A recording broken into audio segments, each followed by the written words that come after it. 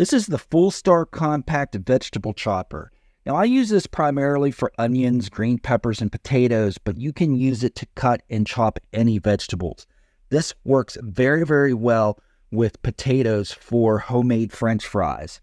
It's a chopper and container built into one, and it holds your chopped veggies in the bottom container after they've been chopped. So this here is the bottom container, and if I pull it up here, you can see that this comes off, and it's extremely, extremely easy to clean. It comes with 6 stainless steel blades. What I like about it is that it's easy to use. Just load up and pull down the handle to cut it. It comes with everything that you need, and it's very easy to clean.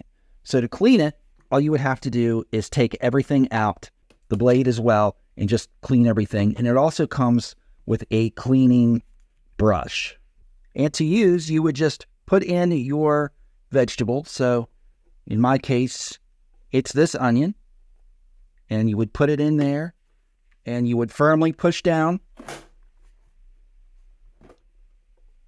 and it chops it up. And this is the fine chopper. So let me pull it up so you can see